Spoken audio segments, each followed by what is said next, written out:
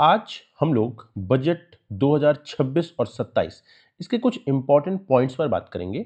और इसके पहले मैं आपको बता दूं कि इसे देखने के पहले आप मेरे ही चैनल पर बजट पर मैंने एक बेसिक्स ऑफ बजट करके बनाया है वीडियो, जिसमें मैंने डिस्कशन किया है जो इंपॉर्टेंट टर्म्स हैं जो बजट में यूज होते हैं। तो मैं आपसे रिक्वेस्ट करूंगा कि पहले आप उसे देखिए और उसके बाद इस वर्ष बजट में किन किन चीज़ों पर चर्चा हुई है उस पर हम लोग बात करेंगे। ये पार्ट ए के लिए है, बजट के पार्ट ए। पार्ट टू यानी कि एक इसका और वीडियो मैं आपके लिए जल्दी ही लेकर आऊंगा। तो चलिए स्टार्ट करते हैं। तो सबसे पहले तो ये जान लीजिए कि बजट का जो इस बार का विजन था वो बेसिकली था थ्री कर्तव्य, यानी कि तीन ड्यूटीज की बात किया गया है। और विजन ऑब्वियस सी बात है कि हम लोगों ने ये टारगेट लिया हुआ है कि हम लोग 2047 तक भारत को विकसित राष्ट्र बनाएंगे। उसके लिए जो तीन कर्तव्यों पर बात किया गया है, जो तीन कोर ड्यूटीज हैं, उसमें सबसे पहली ड्यूटी है that accelerate and sustain economic growth. यानी कि हमें इकोनॉमिक ग्रोथ को बढ़ाना है। यानी अगर वो 7% है तो हमें उसे 8% या और आगे लेकर जाना होगा और उसे सस्टेन करना होगा। यानी ऐसा नहीं होना चाहिए कि अगर 8% की ग्रोथ हो रही है तो वो फिर से बैक होकर 7% जाए। जो भी ग्रोथ रेट हो वो आगे बढ़ती जाए, पीछे नहीं जानी चाहिए। तो पहला ड्यूटी तो यही है। दूसरी ड्यूटी है fulfil aspirations and build capacity. So basically यहां पर बात किया जा रहा है हर फैमिली की, हर व्यक्ति की कैपेसिटी, उसके जो खर्च हैं उसकी कैपेसिटी को बढ़ाने की। तो हमें पता है हमारी बेसिक एमिनिटीज हैं रोटी, कपड़ा और मकान। उसके बाद और लग्जरी लाइफ होती है तो गाड़ी चाहिए, एसी चाहिए। तो इसी तरीके से हमें हर व्यक्ति की, हर परिवार की कैपेसिटी बनानी होगी, बढ़ानी होगी, ताकि अगर ग्रोथ हो रही है तो सप्लाई तो बढ़ेगी और उसे जो है सप्लाई बढ़ रही है तो डिमांड भी क्रिएट करनी होगी। तो ये एक प्रकार का हम लोग बैलेंस लेकर चलेंगे जिसमें कि हम लोग इकोनॉमिक ग्रोथ भी बढ़ाएं, जिससे कि मार्केट में जो है सप्लाई भी हो और उसके लिए डिमांड भी हो। तीसरा है सबका साथ सबका विकास। ये आपको पता है यहां पर ये बेसिकली बात कर रहा है इंक्लूसिव ग्रोथ की। यानी कि ग्रोथ अगर हो रही है तो वो अंतिम पायदान पे खड़े हुए व्यक्तियों की भी ग्रोथ हो। तो ऑब्वियस सी बात है इसमें हम लोगों ने जो है ग्रोथ पर बात किया, इंक्लूजन पर बात किया और कॉम्पिटिटिवनेस। तो ये हमारे इस जो बजट आया था उसका तीन कर्तव्य हम लोगों ने लिया है। ये आपको हिंदी में भी मिल जाएगा, आप इसे नोट डाउन कर सकते हैं। अब अगर हम लोग फर्स्ट कर्तव्य की बात करें, यानी कि यहां पर हम लोग बात कर रहे हैं इकोनॉमिक ग्रोथ बढ़ाने की। तो ग्रोथ बढ़ेगी अगर तो तीन ही चीजों से बढ़ती है। पहले ही जान लीजिए तीन सेक्टर है हमारे इकोनॉमी के, एक है एग्रीकल्चर, कृषि, दूसरा है मैन्युफैक्चरिंग और तीसरा है आपका सर्विस सेक्टर। तो फर्स्ट कर्तव्य में हम लोगों ने बात किया है अपने मैन्युफैक्चरिंग सेक्टर को पुश देने के लिए। और इसके लिए हम लोगों ने बात किया है मेक इंडिया। आपसे मैं ये आग्रह करूंगा कि आप एक बार भारत का मेक इन इंडिया प्रोग्राम जरूर पढ़िएगा, हो सकेगा तो मैं इस पर भी एक वीडियो लेकर आऊंगा। तो मेक इन इंडिया एक ग्लोबल हब के रूप में जाना जाए और सप्लाई चेन में हम लोग एक महत्वपूर्ण जो है योगदान दे सकें।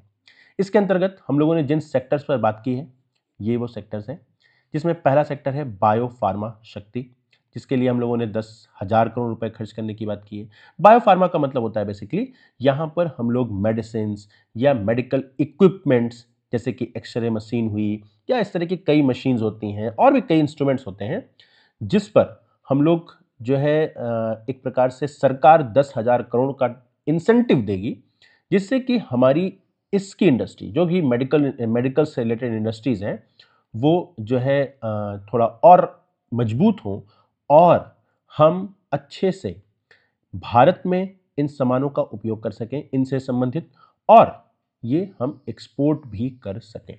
तो हमारे लिए बायोफार्मा बेसिकली हम लोग बहुत अच्छा जो है काम करते हैं बायोफार्मा में। तो भारत सरकार ने इनफैक्ट हम लोग इसमें एक्सपोर्ट भी बहुत ज़्यादा करते हैं अफ्रीकन कंट्रीज़ में और भी कई अमेरिका में भी कई हमारी जो है दवाइयाँ वगैरह जाती हैं। तो इस सेक्टर को हम लोगों को बढ़ाना होगा, जिससे हम भारत की तो जो भी ज़रूरतें हैं उसको पूरा ही कर सकें और एक्सपोर्ट भी बढ़ा सकें, यानी हम इसे बाहरी देशों में भी सेल कर सकें। दूसरा है हमारा सेमीकंडक्टर मिशन।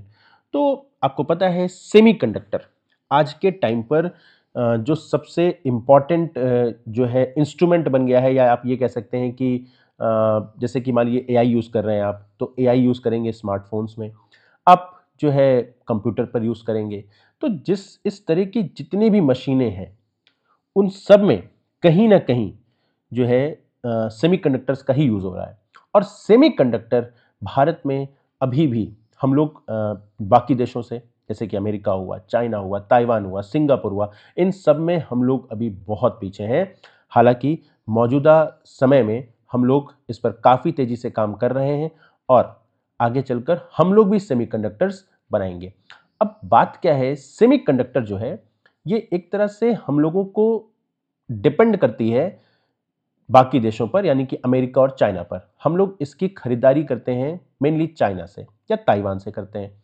अब अगर मान लीजिए कि ताइवान ने या चाइना ने हमें मना कर दिया सेमीकंडक्टर देने से, तो हमारे यहाँ बनने वाले स्मार्टफोन्स, कंप्यूटर, एआई में भी, जो आर्टिफिशियल इंटेलिजेंस में भी सेमीकंडक्टर का बहुत यूज़ है। तो वो सारी जो भी हमारी ग्रोथ हो रही है इसमें, वो उसमें एक बैरियर लग जाएगा। तो हमें अपने खुद के सेमीकंडक्टर चिप्स बनाने होंगे, जिससे हम लोग एक ऑटोनॉमी पा सकें और उस पे अपने अकॉर्डिंग अपनी मैन्युफैक्चरिंग करेंगे और हम लोग उसका यूज़ करेंगे और भविष्य में उसे एक्सपोर्ट भी करेंगे। तीसरा है रेयर अर्थ कॉरिडोर्स।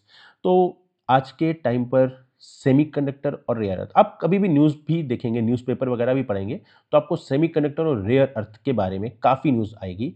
और ये एक ऐसा सेक्टर है, ये दोनों ही सेक्टर, जहाँ पे जिन भी कंट्रीज़ के पास इसकी अधिकता है, यानी सेमीकंडक्टर चिप्स की और रेयर अर्थ मेटल्स की, वो देश दूसरे देश को आप एक तरह से कह सकते हैं कि बुलिंग कर रहे हैं। लाइक बुलिंग का मतलब, वो चाहेंगे तो वो अपने यहाँ से निर्मित सामान को देंगे, यानी रेयर अर्थ मेटल्स देंगे, और नहीं चाहेंगे तो नहीं देंगे।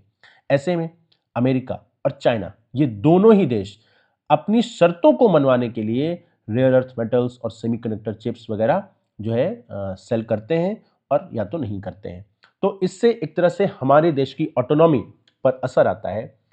तो हमें कहीं न कहीं चीज़ों को मैनेज करना होता है ताकि हमें रेयर अर्थ मेटल्स वगैरह मिलते रहें। नहीं तो हमारे यहाँ की जो क्लीन एनर्जी टेक्नोलॉजी है, क्लीन एनर्जी देखिए, सबसे पहले तो ये जान लीजिए कि रेयर अर्थ यूज़ कहाँ हो रहा है।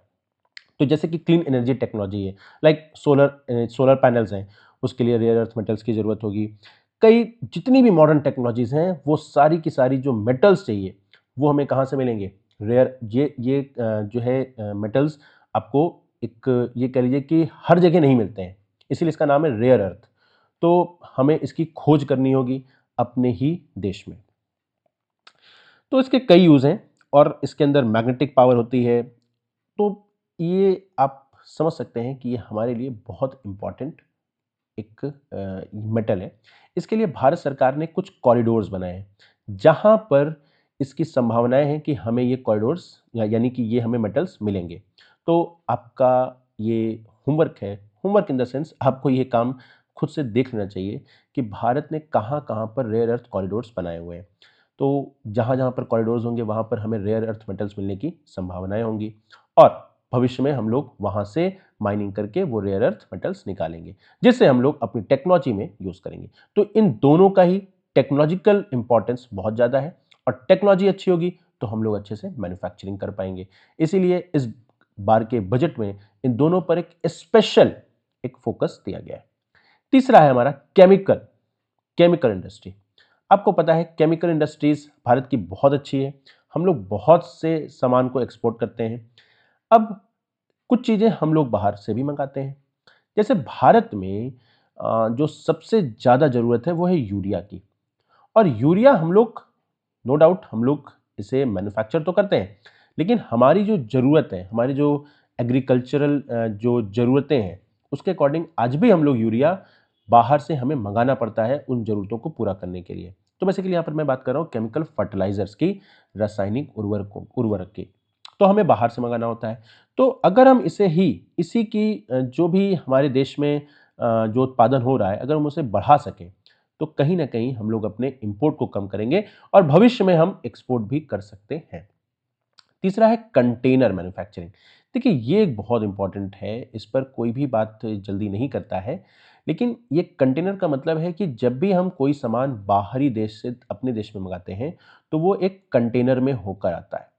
तो आपने कभी देखा भी होगा, अगर बड़ी-बड़ी जहाजें देखा होगा, शिप्स देखा होगा, तो उसमें बड़े-बड़े कंटेनर्स रखे होते हैं और प्रॉब्लम ये है कि हम लोग इसे मैन्युफैक्चर करते नहीं हैं। ये जो देश मैन्युफैक्चर करते हैं, हमें उन्हीं से रेंट पर लेना होता है, जिससे ये सामान हमारे देश में आता है। अब मान लीजिए कि सपोज़ करिए कि ये यूएस इसका मैन्युफैक्चरिंग कर रहा है या चाइना कर रहा है और उन्होंने अपना कंटेनर देने से मना कर दिया हमें, तो हमें सामान हम लोग लाएँगे कैसे? तो इसी कंटेनर में तो लेकर आते हैं। तो इस कंटेनर को हम लोगों को मैन्युफैक्चर खुद से करना होगा, ताकि भविष्य में हम लोग अपने खुद के कंटेनर्स यूज़ करें और बाहर से सामान आना है या हमें एक स्थान से दूसरे स्थान पर अपने ही देश में सामान पहुँचाना है या हमें एक्सपोर्ट करना है, तो हमारे पास कंटेनर भी होने चाहिए। तो इसके मैन्युफैक्चरिंग पर भी एक स्पेशल फ़ोकस इस बार के बजट में दिया गया है।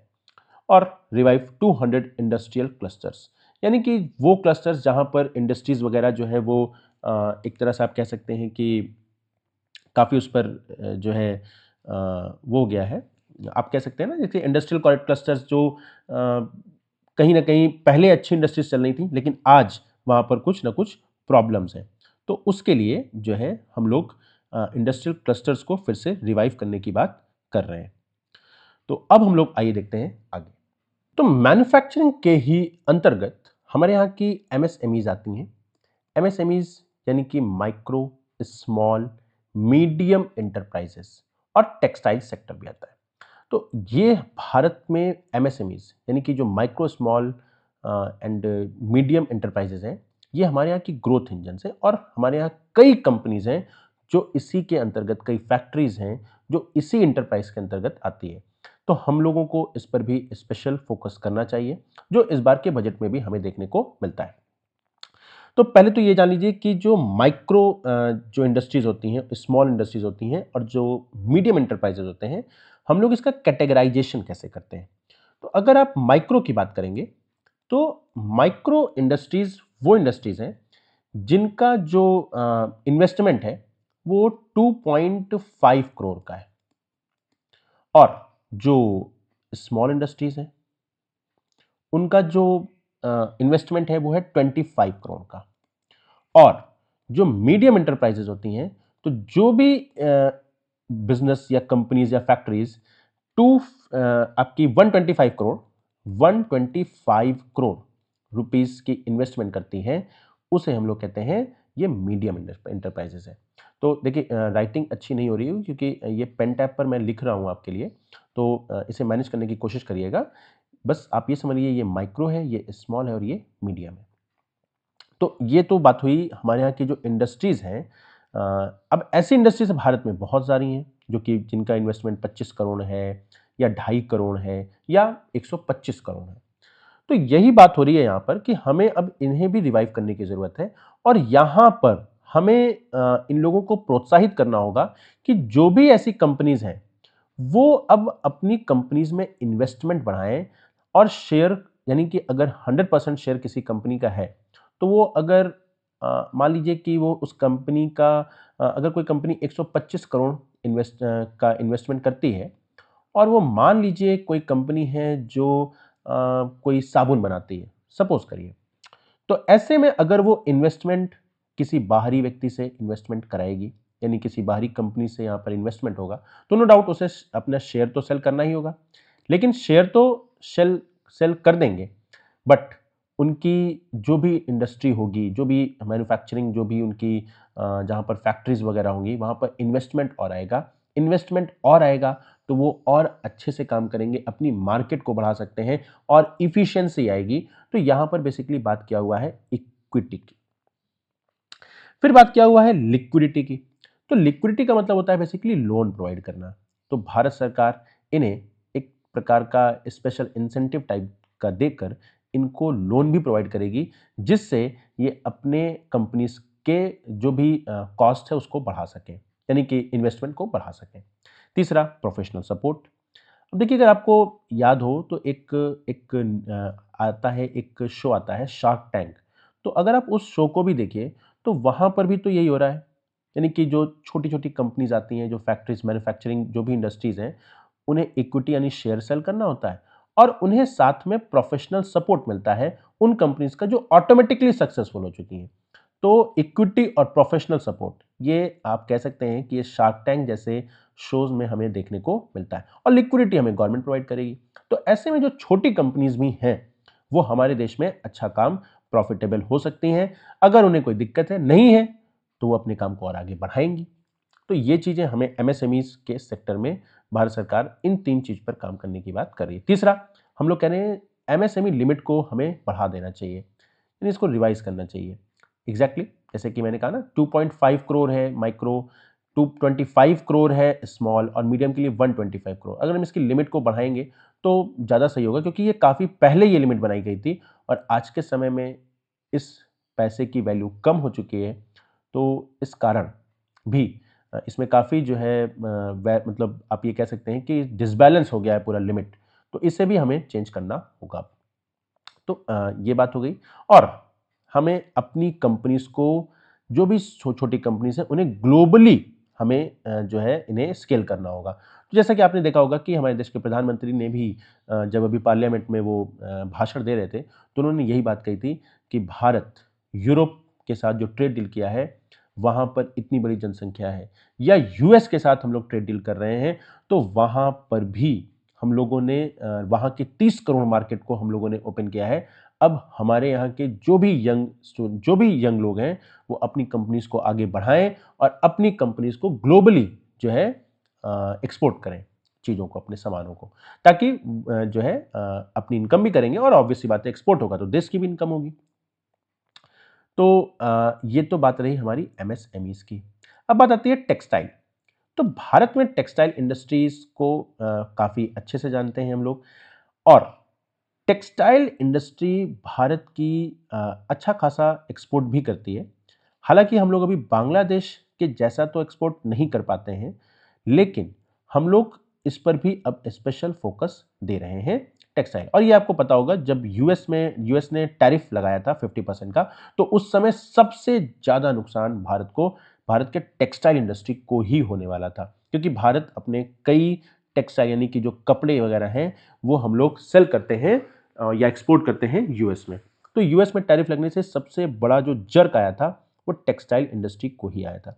तो यहाँ पर बात किया गया है खादी। हमें पता है खादी जो है काफ़ी हमारे यहाँ का एक ये कह सकते हैं आप कि हम लोग खादी, भारत सरकार भी इसको काफ़ी जो है प्रोत्साहित करती है और ये गांधी जी से भी संबंधित है, और हम लोग इसके लिए एक भारत सरकार ही इसके इंडस्ट्रीज़ को भी जो है काफ़ी ध्यान देती है।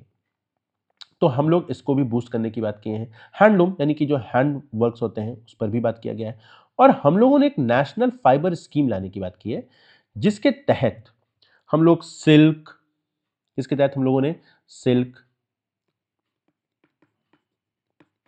वूल या जूट, इस पर हम लोगों ने इसके उत्पादन को बढ़ाने के लिए हम लोग नेशनल फाइबर स्कीम लेकर आ रहे हैं, जिससे अगर इसका उत्पादन बढ़ेगा, तो हमारे यहाँ की टेक्सटाइल इंडस्ट्रीज़ को आसानी से रॉ मटेरियल मिलेगा। तो इसलिए हम लोग इस पर भी जो है काफ़ी अच्छे से इस पर काम करने वाले हैं इस बार नेशनल फाइबर स्कीम पर। फिर समर्थ 2.0, ये एक स्कीम है जो कि स्किल डेवलपमेंट के लिए है, यानी कि हमें लोगों को हुनर देना होगा, जिससे अच्छे सामान भी बन सके। तो अगर अच्छे सामान बनेंगे, तो निश्चित सी बात है कि हमारे यहाँ भी सामान का अच्छा उपयोग होगा और हम लोग उसको एक्सपोर्ट करेंगे, तो उसके अंदर कॉम्पिटिटिवनेस होगी, यानी बाहरी देशों में जो सामान बन रहे हैं, उससे हम लोग अच्छे से कॉम्पिटिशन भी कर पाएंगे। तो अगर आप ध्यान दीजिए, तो मैंने जो पहले कर्तव्य में यहाँ पर बायोफार्मा, सेमीकंडक्टर, रेयर अर्थ या केमिकल और जो हमारी इंडस्ट्रियल क्लस्टर्स हैं, उस पर अगर हम लोगों ने फोकस किया था। तो उससे हम लोग बात कर रहे थे इंपोर्ट्स को रिड्यूस करने की, यानी हम लोग सामान को कम बाहर से मंगाएंगे। आपको पता है सेमीकंडक्टर, रेयर अर्थ, ये सब कुछ हम लोग बाहर से मंगाते हैं, केमिकल बाहर से मंगाते हैं, कंटेनर। तो जो ये वाला स्लाइड था, इसमें मैंने बात किया था इंपोर्ट्स को जो है कम करने के लिए, एक्सपोर्ट को बढ़ाने के लिए, और हम लोग अपनी स्ट्रेटेजिक ऑटोनॉमी को बढ़ा सकें। यानी कोई भी देश हमें बुली नहीं कर सकता है कि वो हमें सेमीकंडक्टर नहीं देगा या रेयर अर्थ मेटल्स नहीं देगा अगर हम उसकी बात नहीं मानते हैं तो ऑब्वियस सी बात है कि हम लोग अपने इंपोर्ट्स को कम करेंगे, एक्सपोर्ट्स को बढ़ाएंगे, और अपनी जो रणनीतिक हमारी जो स्वायत्ता है उस पर भी हम लोग ध्यान देंगे। और दूसरे वाले स्लाइड पर आप देखिए तो ये सेक्टर है लेबर इंटेंसिव, यानी कि ये इन सभी सेक्टर्स में लेबर्स की इन्वॉल्वमेंट बहुत ज़्यादा है और लेबर्स के पास पैसा आएगा, यानी एक तरह से इंक्लूसिव डेवलपमेंट होगा ये। तो ये दोनों ही आप लोग मैन्युफैक्चरिंग सेक्टर के अंतर्गत दोनों स्लाइड्स को आप लोगों ने देखा। ये आपको हिंदी में मिल जाएगा वही चीज़ें। अब इसी फर्स्ट कर्तव्य में हम लोगों ने बात किया है इंफ्रास्ट्रक्चर रिवॉल्यूशन पर, यानी कि ये सारी बातें हम लोग अपने जो है मैन्युफैक्चरिंग इंडस्ट्रीज को जो है बूस्ट कर रहे हैं वगैरह वगैरह। लेकिन ये सारी चीज़ें संभव तभी हैं जब हम अपने इंफ्रास्ट्रक्चर को अच्छा कर सकें।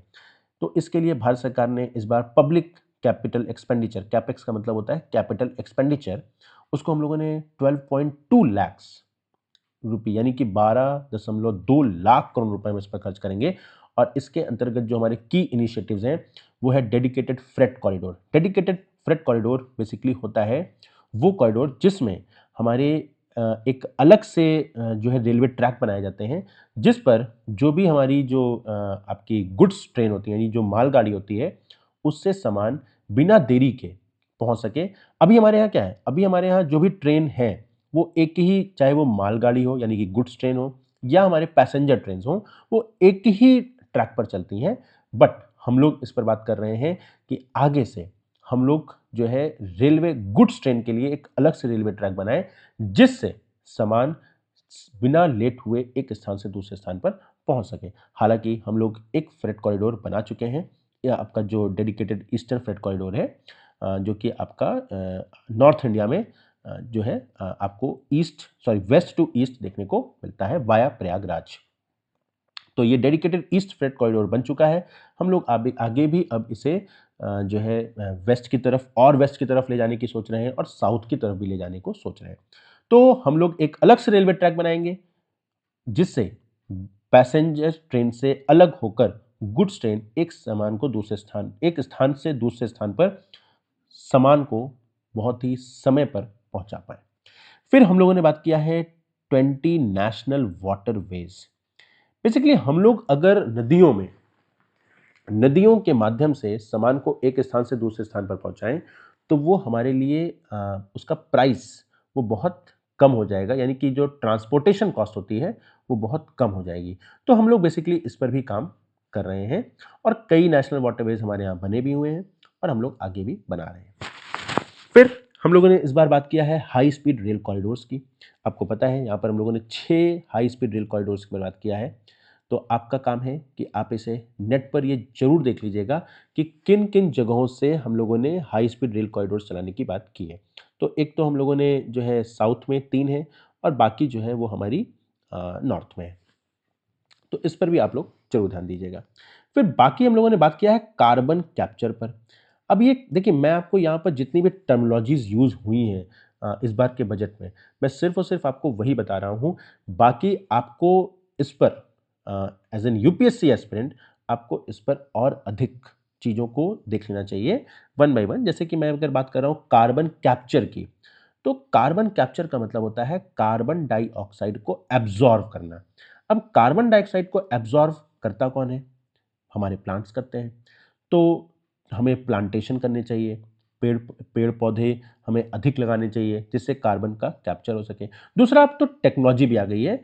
यहाँ पर कई टावर्स होते हैं जो कार्बन कैप्चर टावर्स होते हैं, जो सीधे कार्बन को एटमॉस्फेयर से एब्जॉर्व करके उसे सीधे लेकर आते हैं सरफेस के, मतलब अर्थ सरफेस के नीचे। तो कार्बन कैप्चर टेक्नोलॉजी भी है, ये भी यूपीएससी एग्जाम में आ चुका है। और कार्बन कैप्चर नेचुरली भी होता है और अब तो टेक्नोलॉजी के माध्यम से भी होता है। तो हम लोगों ने इस पर भी बात किया है इस बार, और ये हमारे लिए इंफ्रास्ट्रक्चरल अगर देखा जाएगा तो उसके लिए बहुत इंपॉर्टेंट है, क्योंकि अगर पोल्यूशन कम होगा तो लोग कम बीमार होंगे, लोग कम बीमार होंगे तो हेल्थ अच्छी होगी तो ये हमारे लिए हेल्थ का जो एक बर्डन होता है, यानी कि हॉस्पिटल्स वगैरह का लोगों पर, आम जनता पर, वो भी कम होगा और लोग इफिशिएंट होंगे काम करने के लिए भी। फिर बात किया गया है इंफ्रास्ट्रक्चर रिस्क गारंटी फंड पर। अब ये क्या है? तो देखिए, कई बार ऐसा होता है कि जब कोई सड़क बननी होती है तो सड़क बनने के लिए अगर लोन कोई कोई भी मानिए सड़क ही नहीं, कोई रेलवे का भी इंफ्रास्ट्रक्चर है, अगर उसके लिए भी कोई जो है मैन्युफैक्चर कुछ वहाँ पर बनना होगा, तो ऐसे में लोन बैंक देगी। अब बैंक जब लोन देती है, और सपोज करिए बैंक ने तो लोन दे दिया और किसी कारण से ये प्रोजेक्ट डिले हो गया, या किसी कारण से इस प्रोजेक्ट पर जो है कुछ ना कुछ जो है, आप ये कह सकते हैं कि इस प्रोजेक्ट में आगे नहीं बढ़ पाए, और आर्मी के कारण या कई कारण होते हैं जिससे कोई भी प्रोजेक्ट जो है वो रद्द किया जा सकता है। और ऐसे में बैंक ने तो अपना लोन प्रोवाइड कर दिया, बैंक ने तो पैसे दे दिए, और ये प्रोजेक्ट हो गया बंद या डिले हो रहा है, तो ऐसे में बैंक को बहुत नुकसान होता है। तो बैंक लोन देने से फिर जो है एक तरह से आप कह लिए कि अवॉइड करती हैं। तो इसी के लिए एक लाया गया इंफ्रास्ट्रक्चर रिस्क गारंटी फंड, जिसके तहत भारत सरकार एक फंड जनरेट करती है, और अगर कोई बैंक लोन देती है तो एक प्रकार का ये इंश्योरेंस हो जाता है उस बैंक के पैसे का, ताकि अगर उनका ये पैसा फंसेगा तो उन्हें ये पैसा फिर से वापस दिया जा सके। तो यहां पर इसी पर बात किया गया है infrastructure risk guarantee fund. Obviously बात है, ये कर्तव्य वन, यानी कि जो हम लोग अपनी ग्रोथ को बढ़ाने की बात कर रहे हैं, उसके लिए ये इंफ्रास्ट्रक्चर अगर हम लोग अच्छा कर पाए तो ये मल्टीप्लायर इफेक्ट की तरह काम करेगा, जॉब्स प्रोवाइड करेगा और ऑब्वियसली ग्रोथ तो होगी ही। तो ये रही बात आपके अवसंरचना क्रांति की, इस पर हम लोगों ने बात कर लिया है, हिंदी में भी आपको ये दिया हुआ है। आगे आते हैं हम लोग ease of doing business. Ease of doing business का मतलब होता है कि जब भी कोई कंपनी जो है इन्वेस्टमेंट करती है, या कोई न्यू कंपनीज आती हैं, बाहर से आ रही हैं या भारत के अंदर भी हैं, तो उन्हें कई जगहों से क्लियरेंस लेना होता है। अब वो क्लियरेंस जो है राज्य सरकार से लेना होगा, केंद्र सरकार से लेना होगा, इन्वायरमेंटल लेना होगा, पोल्यूशन के लिए लेना होगा, कई प्रकार के जो है, या अगर आप लेबर इंटेंसिव है तो एसिक से आपको जो है एम्प्लॉयमेंट जो आपकी ऑर्गेनाइजेशन है उनसे आपको चर्चा करनी होती है, उनको उन वहाँ से क्लियरेंस लेना होता है।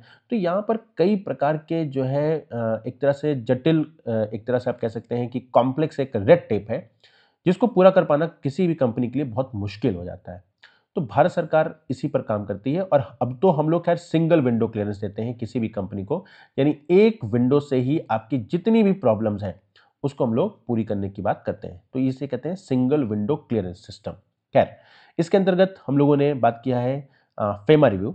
तो फेमा का मतलब होता है foreign exchange management act review, और कोई भी बाहरी कंपनी आती है तो उसे जो है एक्सचेंज, यानी कि डॉलर को रुपये में कन्वर्ट करना, इन सब चीज़ों से संबंधित जो भी चीज़ें हैं, हम लोगों ने उसको भी ईज़ आउट करने की कोशिश की है, ताकि कोई कंपनी अगर बाहर की, भारत से कोई भी कंपनी बाहर की है जो भारत आ रही है, उसे आसानी से फॉरेन एक्सचेंज करने में जो भी रुपी और डॉलर का कन्वर्जन है, या किसी भी जो है करेंसी से कन्वर्जन है, वो आसानी से हो सके। दूसरा, हम लोगों ने बात किया है एनआरआई इन्वेस्टमेंट फैसिलिटेशन की। एनआरआई इन्वेस्टमेंट फैसिलिटेशन का मतलब, जो भी एनआरआईज होते हैं, जो नॉन रेजिडेंट इंडियंस हैं, जो बाहर रहते हैं, अगर वो इन्वेस्टमेंट करना चाहते हैं तो उसके लिए हम लोगों ने एक अलग से उनको फैसिलिटेट करने की बात भी इस बजट में किया हुआ है। तीसरा, tax incentives for foreign tech firms. तो मान लीजिए कोई कंपनी, फॉरेन टेक्नोलॉजी कंपनी है, अगर वो भारत में आती है तो हम लोगों ने उन्हें एक टैक्स इंसेंटिव देने की बात की है। तो जैसे कि हम लोग उनके ऊपर कॉर्पोरेट टैक्स लगाते हैं, तो उस कॉर्पोरेट टैक्स में हम लोग उन्हें कुछ रिबेट देंगे कि अगले 5 साल तक अगर आप हमारे यहाँ आएंगे तो आपका टैक्स हम हाफ कर देंगे, या कुछ इसी टाइप की चीज़ें हम लोग उन्हें जो है प्रोत्साहित करेंगे, ताकि वो हमारे देश में अपनी कंपनीज को लगा पाए। तो मोटा मोटी बात है, इट अट्रैक्ट ग्लोबल कैपिटल, मतलब बाहर से जो भी एसेट्स कंपनीज आ रही है वो हमारे लिए कैपिटल ही है, ऑब्वियस सी बात है। और हम अपने यहाँ के बिजनेस क्लाइमेट को इंप्रूव कर सकेंगे। तो ईज ऑफ डूइंग बिजनेस से हम लोग अपने आप को अपनी जो मैन्युफैक्चरिंग जो इंडस्ट्री है उसको एक तरह से प्रोत्साहित करेंगे। ये हिंदी में दिया हुआ है आपको। अब बात आती है सेकंड कर्तव्य की। तो सेकंड कर्तव्य बात करता है सर्विस ग्रोथ की। आपको पता है हमारे यहाँ की जो सबसे बड़ी इंडस्ट्री है वो सर्विस इंडस्ट्री है। तो आपके यहाँ बैंगलोर, हैदराबाद, मुंबई, यहाँ पर हम लोग कई सॉफ्टवेयर कंपनीज हैं जो सर्विस प्रोवाइड करती हैं विदेशी कंपनीज को भी और भारत की कंपनीज को भी। तो सपोज करिए कि कोई कंपनी अगर यहाँ पर से सर्विस लेती है। सर्विस मीन्स आप समझ रहे होंगे कई प्रकार के एम्प्लॉयमेंट्स इसमें जनरेट होते हैं। और हम लोग आप अगर देखिए, अगर मैं एग्जांपल से आपको समझाऊं तो सपोज करिए कि अगर सैमसंग का फ़ोन है तो सैमसंग का फ़ोन आज तो ठीक है, भारत में काफ़ी फ़ोन बन रहे हैं। बट पहले अ, होता क्या था कि कई भी ऐसी भी कंपनीज हैं, जैसे मान लीजिए कि कोई कंपनी है जिसकी टेक्नोलॉजी है कोरिया की। तो कोरिया की टेक्नोलॉजी है और कंपनी है चाइना में। तो मैन्युफैक्चरिंग कहाँ होती थी? चाइना में होती थी। और वो कंपनी जो सर्विस लेती थी वो भारत से लेती थी। यानी उस कंपनी में जो कस्टमर सर्विसेज हैं या कई प्रकार के जो जहाँ दुनिया भर में जितने भी एम्प्लॉयज़ होंगे उनको जो है उनके एचआर जो है वो भारत में होते थे। तो इस तरीके से हम लोग जो है सर्विस प्रोवाइड करते थे। अब भारत में ये बहुत अच्छे से ग्रोथ कर रही है, लेकिन इसमें भी कई प्रकार की कमियां हैं। तो पहली बात तो ये है कि हम लोगों ने इसमें टारगेट क्या लिया हुआ है कि हम लोग ग्लोबल सर्विस शेयर को बाई 2047 10% कर देंगे। तो हम लोगों ने अपने यहाँ सर्विस की भी ग्रोथ की बात की है। और इसमें बेसिकली बात किया गया है कि एजुकेशन होगा, एजुकेशन से एम्प्लॉयमेंट मिलेगा और यहाँ से जो भी सर्विस आप देंगे एम्प्लॉयमेंट के थ्रू, तो जो भी सर्विस देंगे उसके बाद आप स्किल्ड होंगे तो आप अपना एंटरप्राइज, अपना खुद का भी बिजनेस शुरू कर सकते हैं या किसी भी बिजनेस में आप अपने आप को जो है एज एन एम्प्लॉय रखेंगे तो आपकी भी ग्रोथ होगी और उस कंपनी की भी ग्रोथ होगी और फाइनली भारत देश का भी ग्रोथ होगा। तो यहाँ पर हम लोगों ने ग्लोबल सर्विस यानी कि जितनी भी सर्विसेज दुनिया भर में हो रही है उसका 10% शेयर हम लोगों ने टारगेट रखा है 2047 तक। अब बात आती है हाई लेवल कमिटीज की। वही बात है, ये हम लोगों ने इस पर बात किया है यूथ एम्प्लॉयमेंट, जो कि हमारे यहाँ की काफ़ी बड़ी समस्या है। तो उसके लिए सरकार ने एक हाई लेवल कमिटी बनाने की बात की है जिससे कि हम लोग अपने यहाँ के बेरोजगारी दर को भी कम कर सकें। तो ऑब्वियस सी बात है services as a growth driver. तो ऑब्वियस सी बात है ये हमारे यहाँ सबसे ज़्यादा इस सेक्टर पर ही लोग एम्प्लॉयड भी हैं और काफ़ी पैसा भी जनरेट करती है ये सेक्टर। तो ये हम लोग आगे भी इस पर काम करेंगे। तो यहाँ पर ये आपको हिंदी में दिया हुआ है। अब आती है बात केयर इकोनॉमी। केयर इकोनॉमी का मतलब होता है बेसिकली कि देखभाल। देखभाल मीन्स हेल्थ। तो हेल्थ केयर इकोनॉमी और ऑरेंज इकोनॉमी। देखिए ये ऑरेंज इकोनॉमी इस बार के बजट में फर्स्ट टाइम यूज़ किया गया है। मैं इस पर आऊँगा, लेकिन इसके पहले हम लोग केयर इकोनॉमी पर भी बात कर लेते हैं। तो वही है, यहाँ पर हम लोगों ने जो भी हेल्थ अपग्रेड मतलब आप कह सकते हैं इंश्योरेंस वगैरह हुआ, जो भी जो है या हेल्थ के लिए आप कह सकते हैं हॉस्पिटल्स हुए उनको अपग्रेड करना। तो इन सब पर भी हम लोग जो है इस बजट में चर्चा किए थे। और दूसरा, ये तो खैर हर बार ही होता है तो कोई इतना इम्पोर्टेंट नहीं है, बट चूंकि हुआ है इसलिए मुझे चर्चा करना ज़रूरी है। Medical tourism hub. देखिए ये बहुत ही इंपॉर्टेंट बात है कि भारत देश के बाहर के जितने भी देश हैं, कहीं न कहीं सब देश में ऐसी, मान लीजिए कि एशिया की ही बात करते हैं हम लोग खाली, तो एशिया में अगर भारत जो है सबसे बड़ा देश है, तो कई जैसे नेपाल हुआ, भूटान हुआ, श्रीलंका हुआ, अफ्रीकन कंट्रीज़ से हुए, तो जिनके पास पेइंग कैपेसिटी कम होती है, तो वो यूएस नहीं जा सकते हैं अपने किसी भी बड़े इलाज के लिए। तो और अगर यूएस जाएँगे तो वहाँ पर काफ़ी खर्च होगा। भारत एक ऐसा देश है जो कई बड़े आप कह सकते हैं सर्जरी वगैरह वो काफ़ी कम प्राइस पर यहाँ पर होते हैं। यानी हमारे यहाँ की जो हॉस्पिटैलिटी है वो बहुत ही बजट फ्रेंडली है। तो कई देश के लोग भारत आते हैं अपने इलाज के लिए। इवन पाकिस्तान से, अफ़गानिस्तान से, जितने भी हमारे पड़ोसी देश हैं, वहाँ से लोग आते हैं भारत में ही। तो ऑब्वियस सी बात है कि ये हमारे लिए अच्छी ही बात है, हमारे यहाँ की इकोनॉमी ग्रो करेगी। तो इसे आप कह सकते हैं ये एक प्रकार का मेडिकल टूरिज़्म है। तो भारत में हॉस्पिटैलिटी बहुत अच्छी है, बजट फ्रेंडली है, कई बड़े हॉस्पिटल्स हैं जो कम दाम में करते हैं, जो कि वही अगर आप यूएस वगैरह में जाएँगे, यूरोप में जाएँगे, तो हो सकता है 5 टाइम्स ज़्यादा पैसे लगें। तो इसीलिए हमारे यहाँ जो है मेडिकल टूरिज़्म जो है काफ़ी अच्छा काम करता है और हम लोग इसके हब बनाने की बात कर रहे हैं। जैसे कि हब आप कह सकते हो, जैसे सपोज़ करिए दिल्ली हो गया, बैंगलोर हो गया, तो ये यहाँ पर जो है मुंबई हो गया, यहाँ पर कई प्रकार के जो है बाहर से लोग आते हैं, तो इसके लिए इसको हम लोगों ने हब बनाने की बात की है, जिसको नाम दिया गया है मेडिकल टूरिज़्म हब।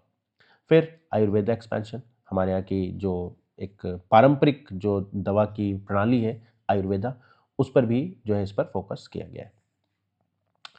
अब बात आती है ऑरेंज इकोनॉमी की। देखिए ये इस बार के बजट में पहली बार यूज़ किया गया है और ये आज के टाइम में सबसे अच्छी ग्रोथ देने वाला जो सेक्टर है, वो है ऑरेंज इकोनॉमी।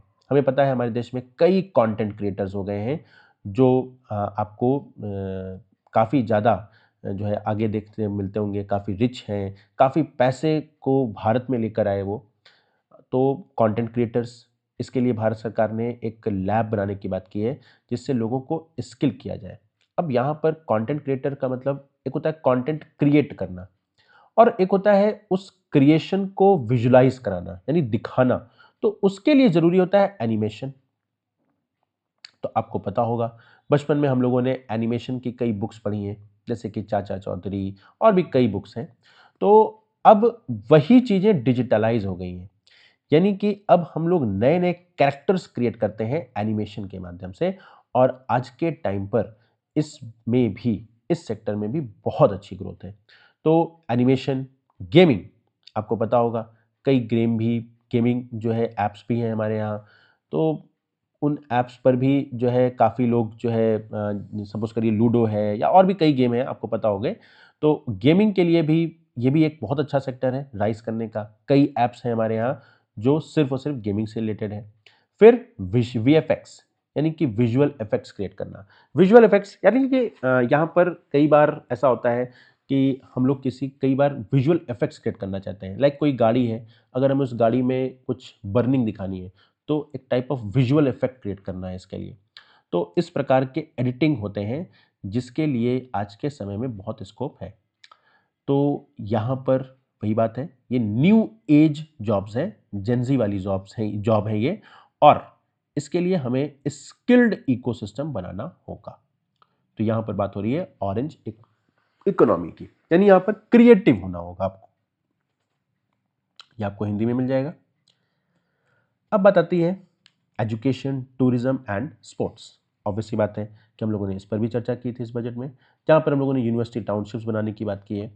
यानी कि यूनिवर्सिटी स्पेसिफिक टाउनशिप्स होंगी, ताकि वहाँ पर लोग वहाँ पर हॉस्टल्स हों, वहाँ पर जो है प्रोफेसर्स होते हैं वो भी वहीं रहें, ताकि एक बहुत ही हेल्दी इन्वायरमेंट में जो है लोग अपने शिक्षा को ग्रहण कर सकें। फिर बात आती है, हम लोगों ने हॉस्टल्स भी बनाने की बात की है गर्ल्स के लिए। तो खैर ये तो बहुत important UPSC point of view से नहीं है। टेलीस्कोप फैसिलिटी मीन्स हम लोगों को जो है यूनिवर्स के बारे में बताना और कई प्रकार के साइंटिफिक जो भी एक्सपेरिमेंट्स होते हैं उसके लिए भी हम लोग टेलीस्कोप फैसिलिटीज़ की बात की है। और फिर बात आती है टूरिज़्म की। तो यहाँ पर हम लोगों ने 5 आर्कियोलॉजिकल साइट्स को जो है पहचाना है और उस पर भी हम लोग उसे टूरिज़्म वहाँ पर डेवलप करेंगे। तो न्यू साइट्स होंगी, ऑब्वियस सी बात है ये। और यहाँ पर हम लोग सभी मॉन्यूमेंट्स वगैरह के डिजिटल डॉक्यूमेंटेशन करना चाहते हैं। यानी कि सभी की वेबसाइट्स हों, ताकि किसी भी देश से या देश के अंदर भी जो लोग कहीं जाना चाहें, अगर उन्हें डिजिटली जानकारी होगी उस जगह की, तो इस जगह को प्रोत्साहन मिलेगा, उस जगह की विशेषताएँ होंगी, जो भविष्य में जो है यहाँ के टूरिज़्म को बढ़ा सकता है। स्पोर्ट्स के लिए हम लोग हर बार की तरह इस बार भी सिर्फ़ और सिर्फ़ खेलो इंडिया मिशन जो है इसी मिशन पर बात की है और इसी के लिए हम लोगों ने बजट एलोकेट किया हुआ है। तो ये रही बात आपके जो है सेकंड कर्तव्य की। अब बात आती है थर्ड कर्तव्य यानी इंक्लूसिव ग्रोथ। अब ये इंक्लूसिव ग्रोथ वही बात है, मैंने आपको पहले भी बताया था कि जो भी ग्रोथ हो रही है उसमें प्रत्येक व्यक्ति यानी देश के में जो भी व्यक्ति हैं अंतिम पायदान पे हैं उनकी भी जो है ग्रोथ होनी चाहिए। तो ऑब्वियस सी बात है हमारे यहाँ जो है इंक्लूसिव ग्रोथ की बात होगी तो किसान पर जरूर बात होगी। तो यहाँ पर किसान किसान के लिए ही बात हुई है, एग्रीकल्चर एंड फिशरीज। यानी हम लोगों ने 500 रिजर्वॉयर्स बनाने की बात की है। यानी आप कह सकते हैं कि ये एक प्रकार का जल संचरण है, यानी कि हम लोग एक जगह पर जो है रिजर्वॉयर बनाएंगे और वहाँ पर अगर 500 रिजर्वॉयर्स होंगे, ये आप लोग पॉन्ड्स मत समझिएगा, तालाब छोटे होते हैं, रिजर्वॉयर बहुत बड़े होते हैं। तो रिजर्वॉयर्स अगर 500 होंगे तो ऑब्वियस सी बात है वहाँ पर फिशरीज के लिए भी जो है एक बहुत अच्छी जो है एक आप कह सकते हैं कि फिशरीज भी वहाँ पर हो सकती होगी। तो 500 रिजर्वायर्स बनाने की बात की है। फिर हम लोगों ने हाई वैल्यूड क्रॉप सपोर्ट यानी कि हम लोगों ने क्रॉप्स यानी कि जो भी जो है फसल है high yielding variety of crops पर भी बात किया है ताकि अगर फसल अच्छी होगी तो उत्पादन भी अच्छा होगा। अब बात आती है एआई इन एग्रीकल्चर। तो बेसिकली एक हम लोगों ने एग्रीकल्चर के लिए भी एआई की बात की है और इसके तहत एक नंबर है 155261। तो अगर इस नंबर पर आप कॉल करेंगे तो एग्रीकल्चर से रिलेटेड आपको कई जानकारियां इससे इस फोन नंबर से आपको मिलेगी। तो इसका नाम है बेसिकली भारत विस्तार। फिर ऑब्वियसली बात है वुमेन्स एंड दिव्यांग एम्पावरमेंट यानी कि महिला सशक्तिकरण। बजट अधूरा रह जाएगा अगर महिला सशक्तिकरण या दिव्यांग पर बात न की जाए। तो इसके लिए शी मार्ट्स बने हुए हैं और skill and assistive tech support. तो ये है वैसे तो ये ऐसा कुछ एग्जाम इंपॉर्टेंट नहीं है, बट अगर कभी आपको ऐसे आ जाए तो ऐसे में आप इन स्कीम्स के बारे में जो है लिख सकते हैं या वुमेन एम्पावरमेंट पर कोई भी क्वेश्चन है तो आप कह सकते हैं कि मौजूदा स्थिति में भारत सरकार ने महिला सशक्तिकरण के लिए शी मार्ट्स वगैरह भी बनाए हुए हैं। तो और इस दिव्यांगजनों को भी स्किल करने के लिए हम लोग काम कर रहे हैं। तो ये बात रही आपकी तीसरे कर्तव्य की। और यहां पर आपका खत्म होता है जो भी बजट में चर्चा हुई थी उस पे जो पार्ट ए था यानी कि जहां जहां पर हम लोग पैसे को खर्च करेंगे और डेवलपमेंट करेंगे अगले वर्ष जो योजना है उससे रिलेटेड जितनी भी बातें मैं कम समय में बता सकता था मैंने आपको बता दिया। तो यहाँ पर वही बात है manufacturing plus services plus inclusion, जिससे हम लोग कॉम्पिटिटिवनेस या रेजिलियंट यानी कि हम अपने आप को किसी भी चीज़ से लचीलापन रखें कि कोई भी समस्या आए तो हम लोग उसे झेल सकें, रेजिलियंट हो सकें। और इंक्लूसिव इंडिया यानी समावेशी भारत यानी सभी का विकास हो। तो हमें लोगों को कॉम्पिटिटिव बनाना होगा ताकि वो आगे चलकर ग्लोबल लेवल पर काम कर सकें। हमें लोगों को लचीला भी बनाना होगा ताकि कोई भी समस्या आए वो उसे झेल सकें और सभी का ग्रोथ करना होगा जिससे हमारा भारत 2047 तक विकसित होगा। आई होप आपको आज की क्लास अच्छी लगी। Thank you very much.